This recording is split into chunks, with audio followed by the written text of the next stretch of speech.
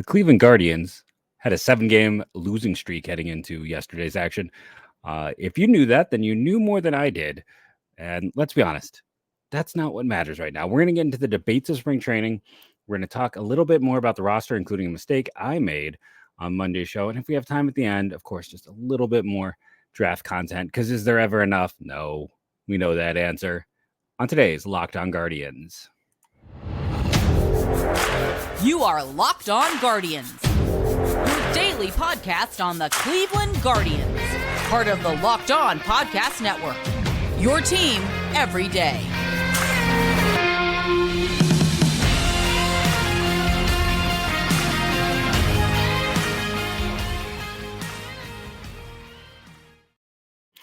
Hello, everyone, and welcome to the show. This episode is brought to you by PrizePicks, the easiest and most exciting way to play daily sports. Go to prizepicks.com/LockedOnMLB and use the code all lowercase LockedOnMLB for a first deposit match up to $100. It's another solo show. Justin is out at he watched the Cavs beat the Celtics. That was a fun game for everyone observing it. He was enjoying the Kelsey game, as it were. Let's just dive into the big debate of the day. And let's put it on Front Street. Jeff Passan, Ohio Jeffs are the best. Can we just be honest about that? Ohio Jeffs are the best. Jeff Passan is originally an Ohioan. I don't know where he resides now, but I of course I tease, but he is. He is the best when it comes to breaking information. Don't trust people unless it's like Passan, right? Like he is the guy you want to trust in the trenches where we live in a world of clout chasers and people who make up things with the hope that they will gain clout because, hey, they heard a rumor from someone who is tangentially, sorry, my cat is literally pulling out my headphones. She does not want me to record right now, it seems. Luckily, I guess I don't really need to hear my own voice in a solo show. But we have so many people who will throw a rumor online. And yeah, maybe they know like the uncle of someone in the front office or they're good friends with the mailman of, the GM. And we get these bonkers rumors. I'm not going to retread the fact that Shane Bieber was supposed to be traded a week before Christmas, according to one of them, because again, that one is very humorous because when that person was called out for making things up, they decided to make personal insults. So that's why I keep going back to that one, because someone lied, fooled around, found out, and couldn't take the heat. So that one still amuses me to this day. But to get to the back Jeff Passan of it all. So Passan put out an article about things that could happen. And one of them talked about Chase DeLauter, breaking camp with the team. I love Jeff Passan. Jeff Passan is fantastic. He is the breaker of news. This statement made no sense. And people got really mad at me when I made that statement online. And I had a lot of people come after me. I said, Chase DeLauter has like a 0.0% chance of breaking camp with the team. And let's just lay out why there's no sense. I had people be like, I was like, this plain and simply doesn't, guys don't play less than 10 games in double and triple A and get to the big leagues. That doesn't happen. And a very nice gentleman followed me. I don't have his name pulled up right now. And, I asked, I was like, hey, can someone maybe dig? I'm trying to find who are the guys who skipped A-ball who had less than 10 games. And he sent me a list. Nolan Chanel had 17 games in Double A. So Ruffin Odor had 50. David Peralta also had 50. Those aren't big amounts, but still relative to all things. Just trying to find someone who DeLauter had either 6 or 8. I don't remember off the top of my head. The only example is Juan Soto. That is the one guy who went from high A to the big leagues. That no one's Soto. You can't. We talk about chasing unicorns. You're not going to compare anyone to Soto. Guys don't make that jump. Specifically, hitters are less likely. We have seen a few college pitchers, guys like Mike Leake, Garrett Crochet, who can make that big leap. I know people might talk about John Olerud, who was like the last hitter to skip the minors. Xavier Natty, I believe, got one at bat in the big leagues and then spent 2 years in the minors after that. So it's to see a guy who goes up. It doesn't happen. On top of that, DeLauter is missed time with injury.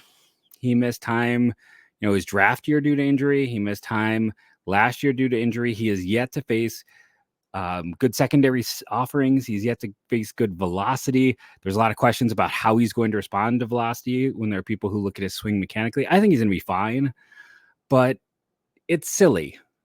he was a raw player. He was there was more room to grow, raw college guy who didn't get a chance to get any at bats, in his draft year because injuries, who got like 70 at bats total in college. It was something ridiculously low. I almost used my daughter's word there. I don't even think I could say it if I tried. She has a weird way of saying ridiculous, but he barely played in college, right? He didn't get those at bats and those chances to grow. He had more at bats in the Cape, I want to say, than his entire college career. Comes to Cleveland. He's hurt, so he can't play the year he's drafted. He misses the first month and a half of last year due to injury. This is not a guy who's been playing baseball consistently enough to make that jump. Like I said, there are swing concern issues. He's not making the leap. Like there are guys you could see. This is maybe the guy who makes the least sense. And people talk about, the draft pick compensation for having rookie of the year. He's not, again, no one makes the leap from A-ball to the majors. Cleveland's pretty set in terms of who they want to try ahead of him in their outfield. This felt like, to me, when you break news, whenever I've had breaking information, it almost never comes from a front office. And whenever you see someone online with information, it doesn't come from a front office. We've talked about this on the show. It comes from agents. I'm not sure who DeLauter's agent is, but I feel like this story was an agent story told to Passan. And that's just how I'm going to put it out there, or pass in, or, I'm probably saying his name wrong because we all know I cannot pronounce anyone's name correctly. I don't want to, I know people are going to get mad. I know the comments are going to be about, what, this and that, and I'm being a hater. It's just like Bybee and Williams a year ago. Those guys were already in the upper minors. I didn't think they get called up when I was wrong in those situations, but that's a far cry from a guy who did not play most of his college years due to COVID and injury, who missed time last year, who has had under 10 games in AA. He's raw. He needs more time down there. He is not ready. I feel like he is doing awesome in spring. Well, I want to tell you, he is. And I think he's an exciting prospect. I wouldn't be shocked if he's up this year at some point. If you go over, this is a stat that's been there for a while. When you look at spring training stats on Baseball Reference, in the far right corner is opponent quality. So it's a value from 1 to 10 based on the levels their opponent played in the previous season. So, the highest level you played at. So DeLauter's doing great, but his opponent level is a 7.2, which is AA. He has faced low quality opponents in his, 9 plate appearances. He is a fantastic talent. One of the top 3 talents in the system. I don't think that's up for debate.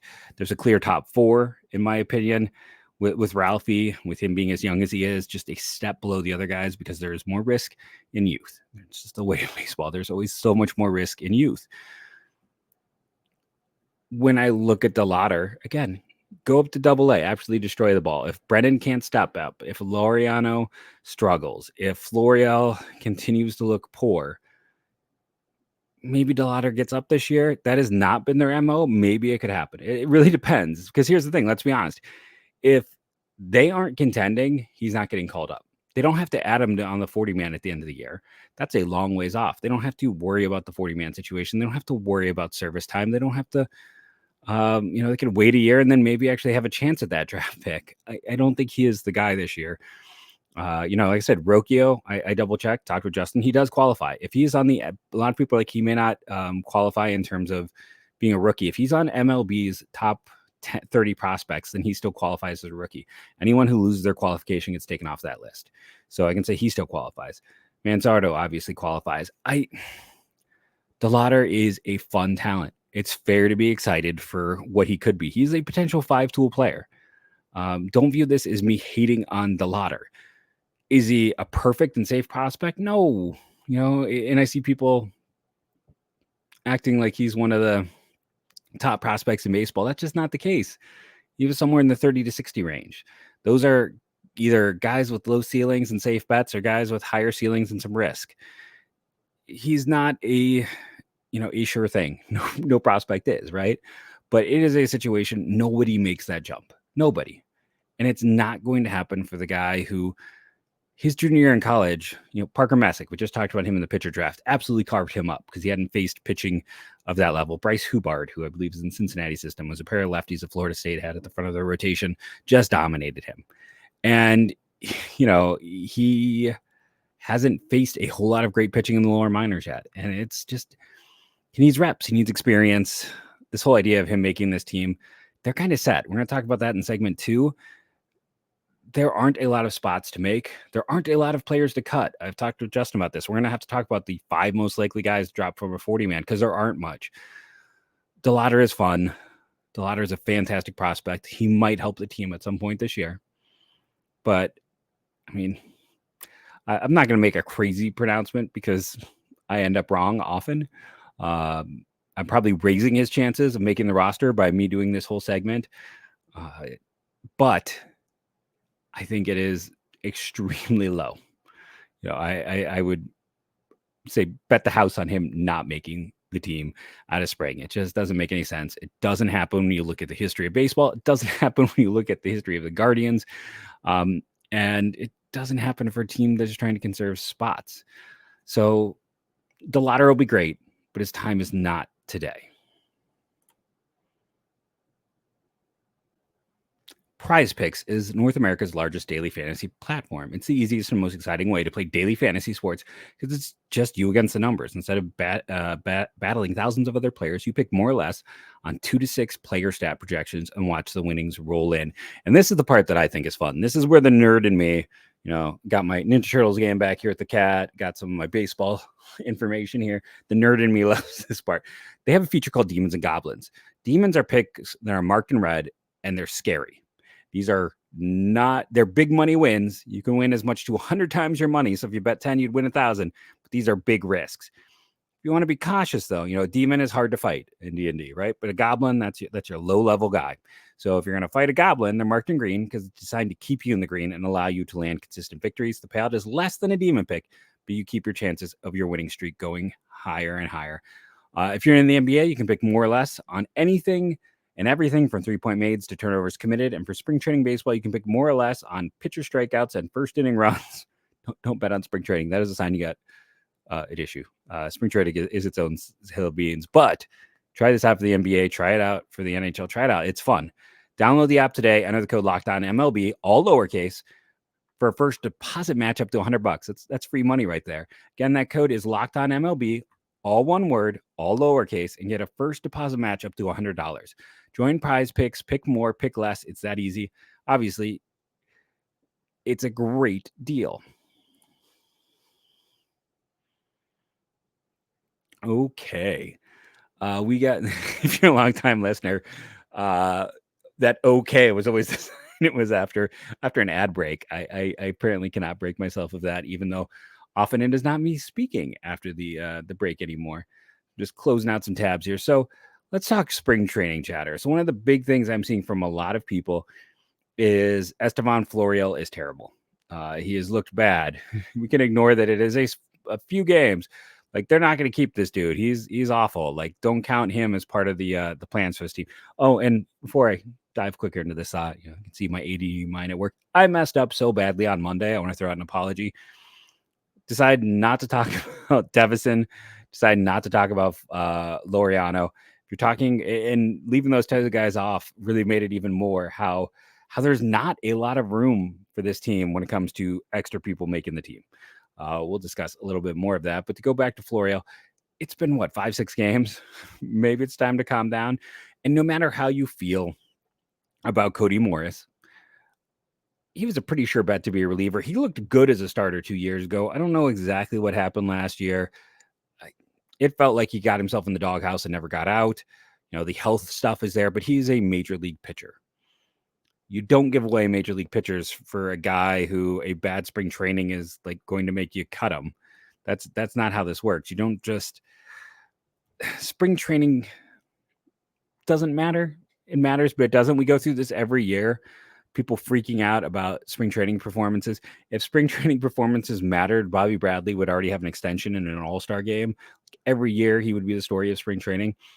A lot of pitchers are like working on refinements, maybe new pitches, trying to get things back. guys aren't at their peak. So yes, it's concerning when a hitter is played as bad as Florial has. For those who missed it, the current batting line is 077, 250, 077 for 327 OPS. Yeah, it's not great. But at the same, he does have an opponent quality of 7.4, so a little bit higher than DeLauter.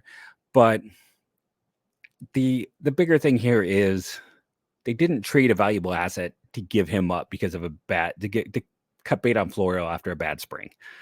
That's not what's going to happen here. Florial is guaranteed to make this team because he's got no options left. So if you don't keep him, he's gone. And they're not going to do that. They valued him enough to give up an asset that is a proven major league pitcher. Now we can talk about how good, how bad of a major league pitcher. He's had some high highs and low lows, but most people agree that he is at least going to be a pretty good reliever. He would have been in the debate for Justin Mine's top 10 prospects in this system. He was an interesting pitcher. You don't trade that guy for a player that you're going to let spring training struggles make you decide to cut. Like, unless he's like making some poor life choices and you're like, oh, there's some character flags, there's some red flags here. Florial is making this team. They're going to give him an opportunity, because it's the same thing we've seen with other players. They might be like, well, maybe he's a slow starter. Maybe he's someone who at the beginning of the year isn't the best. He is going to get at least half a season in Cleveland. I don't think they're cutting bait on him before July. Now, if it gets to July and it's really not working, maybe. But when they go out of their way to get someone, they don't move on quickly. They are not a knee-jerk team. So this is, you can go back to the first segment. Florial's going to get first opportunities. Like, I really do think that he is going to be, right now, I think this outfield is likely Quan, Laureano. I'm starting to feel like he's going to be the center fielder, and Florial and right. That is what I feel like this team is kind of set up to be. I could be wrong. It could be like maybe Brennan, who's looked, again, it's small sample size, but like if they decide, hey, we're going to get Brennan some reps, that's fine. They'll figure out a way to balance it all out. Laureano is probably better as a platoon guy anyways. So as much as people want to tell me that Florial's getting cut because he's been bad, he's not getting cut. Like, I would be shocked. Now, if you're asking where the odds higher, Florial getting cut or DeLauter making this team out of camp, it's Florial getting cut, but it's still a very unlikely situation for this team. You don't trade an asset to then get scared off by spring training, because spring training doesn't matter. It's just the truth of it. I'm sorry, it doesn't. It's there for reps. It's there for experience. It's there so you can see guys in environments, but stat lines don't hold a ton of weight whenever I've talked to someone connected to teams. So that's not going to shift anything. Going back to my debate from earlier in the week, if we look at that outfield that I just mentioned, okay, and then we talked about that, I know people want to cut Straw, and they're not going to cut a guy who they owe $20 million to, which is the truth of the matter. You're not able to, I saw someone talk about, hey, trade Straw in a middle reliever to get rid of his contract. That's not going to work either. Like, $20 million is a lot of money. You're not just going to be like, here's Eli Morgan. Eli Morgan isn't worth the negative asset deficit with Straw. So, yeah, it's going to take more than that. Or maybe someone's like, trade a middle infielder. Again, Ty Freeman, Gabby Arias plus Straw. I don't think that necessarily gets rid of a contract like Shaw's. So, now that I've said that, the other problem with getting rid of Straw is, I don't know how many people remember all the details. It's like, when they did the extension with Jose Ramirez, Straw put his extension on hold because Jose was his friend. He's like, I understand, get Jose's done first. Jose and Straw are tight. Straw is, by all accounts, pretty well loved in that clubhouse. So if you demote him to AAA, even though he has an option, if you cut him for a clubhouse that did have some chaos a year ago, now, Hedges is supposed to help keep this thing better. Great piece by Zach Meisel over in The Athletic about kind of the importance of Hedges. Maybe they can handle a little bit more choppy waters, but it does feel like a team that, like last year when they went through all the trades, it did. People got pissed. People got annoyed when people were shipped out. And if you're already going to pay Straw, a demotion or cutting, I think, is hard. They've said, the starting outfield spot is not his, but that is as far as they're going. And I think as long as they're paying him, he's your 26 man. He is defense. He is a base runner. And for a lot of teams, the 26 man is more about speed and defense than anything else. So that's I know it's not what people want to hear, but I think it is the role he's in. Like I said, you can go see the whole thing about about Hedges that Zach Meisel did.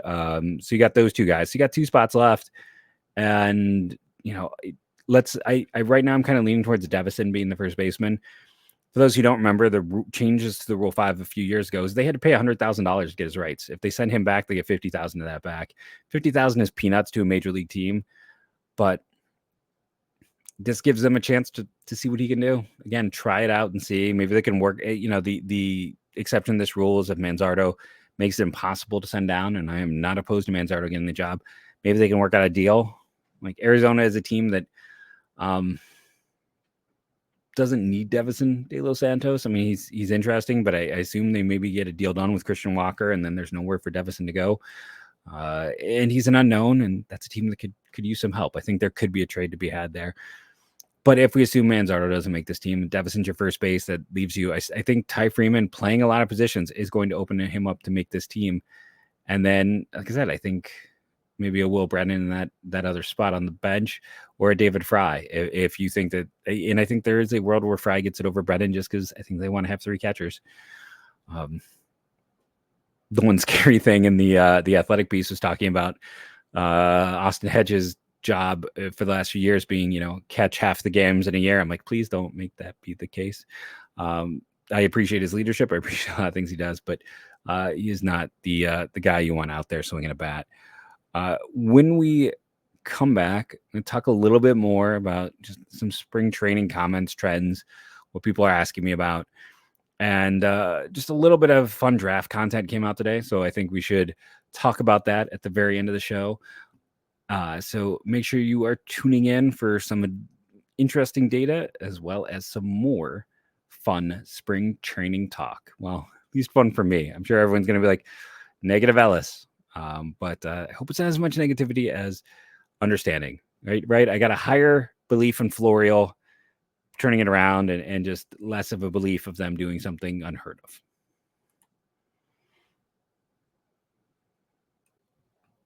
Passion, drive, patience. What brings home the winning trophy is also what keeps your ride or die alive. eBay Motors has everything you need to maintain your vehicle and level it up to peak performance.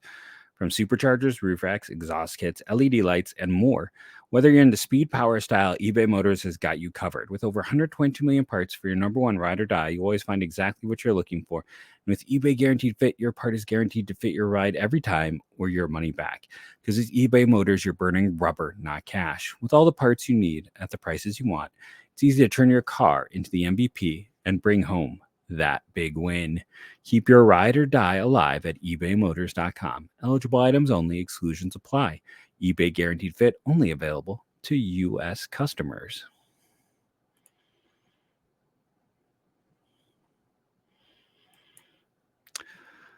So this is the fan participation part. What do you like about spring training? I've been on record. It's not my favorite time of year. I'm watching college games when I have time.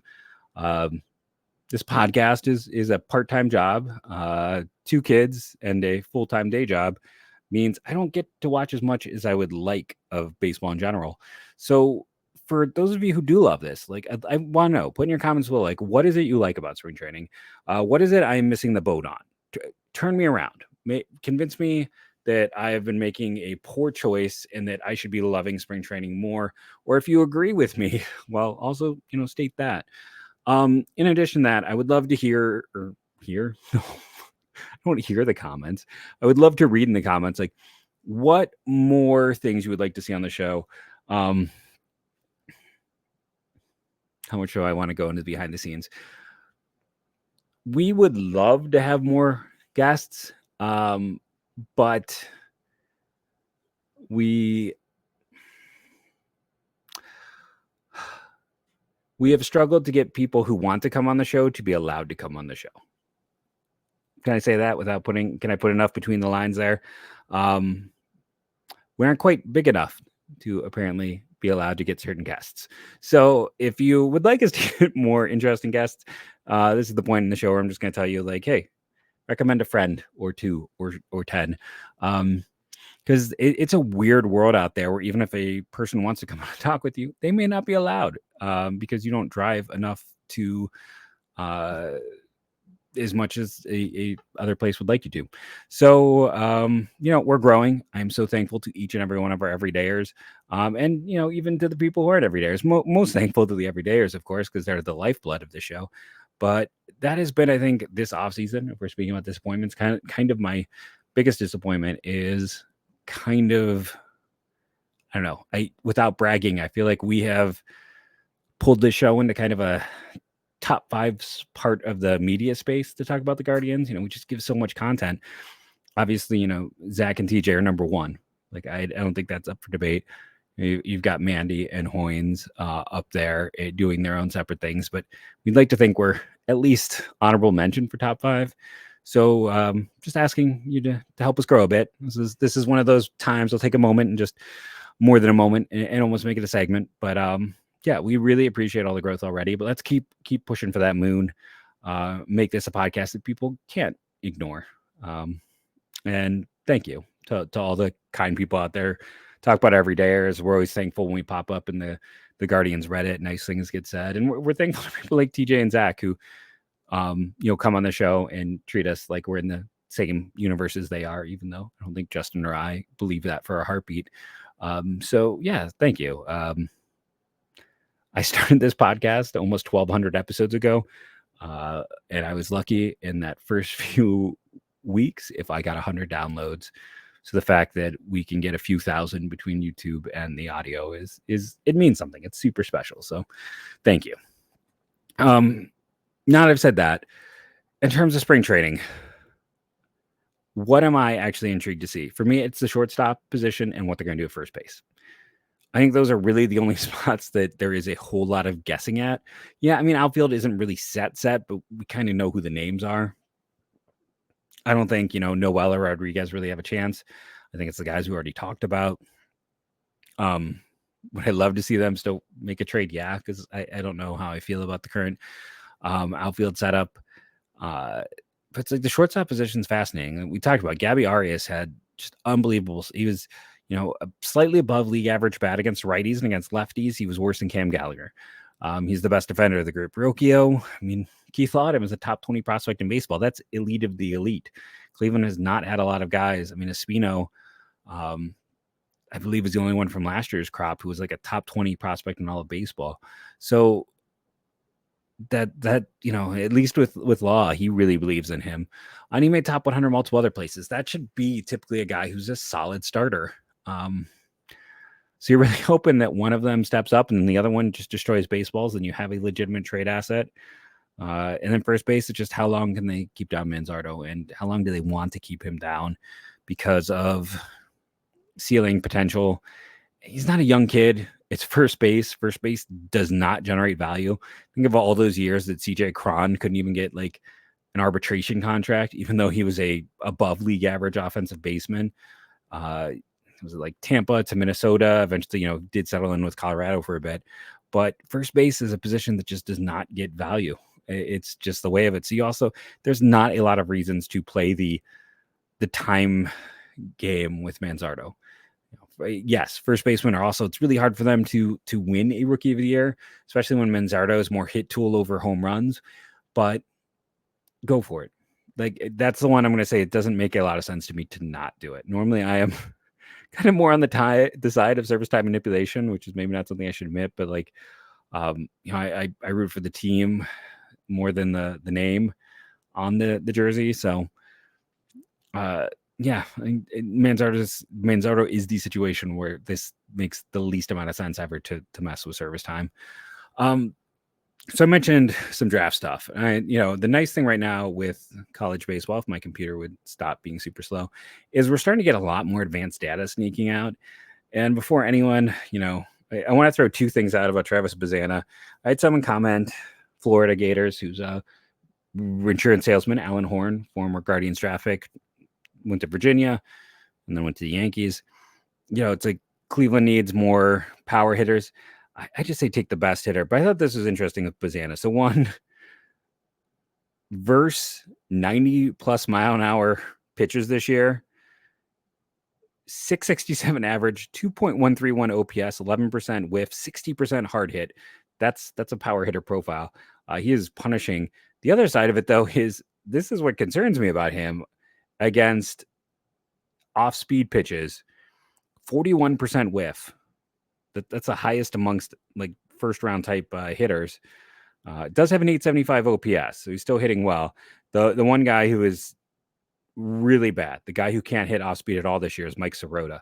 So that's interesting. Now, Sirota, being small school, is actually facing probably better competition than most of the other guys on this list, but only a 111 average, which is the worst. So Bazana, I'm curious to see how this goes. Small sample size in both cases, but that's concerning. The guy who's destroying off-speed pitching is Charlie Condon. I don't know. I don't know. More and more, I feel like he's the number 2 guy in this draft. Nick Kurtz also struggling to a small degree. Like his average isn't there. He's whiffing a little bit more. I don't know if struggling. He's just closer to like average-ish against off-speed. So Condon is hitting 71% of the off-speed stuff is hard hit. It's just he's a bad defender, but he currently leads. It was a D1 baseball put up a list of top WAR in college baseball. It's Charlie Condon. Even though his defense has been poor as he bounces between positions. If you're curious, here's your team. Charlie Condon first, Daniel Cuvée at third base from University of Miami, Drew Burris, who we talked about, center fielder, Georgia Tech, Joel Drago, center fielder from Pacific Coast. I'm not sure what PC there is. That's bad on mine. Braylon West at first base from FIU. So Charlie Condon's actually in left field. Bazana at second base. Cole Myers in center field. And Grant J is a sleeper to know from Dallas Baptist. Spencer Morris had a tweet today, a friend of mine on Twitter, about how that dude has hit 28 home runs and under 300 college plate appearances. He's a catcher. So just keep Grant J in the back of your head. Talk about power hitting guys, maybe guys a little bit under the radar. But yeah, I would, throw some Peyton Sauer, gave some of these stats, and 643 charts. D1 Baseball's doing some fun things, so go check that out. It's a fun year to be a Guardians draft fan. It's always a fun time to be a Guardians fan when you got Jose here. Thank you for joining in on the show today. Another solo show, but we should be back in full force for at least one show this week. I've been Jeff Ellis. Justin enjoyed a Cavs win, and hopefully you all enjoyed today's show. Thank you again for all of you out there. I really appreciate you, and go Guardians.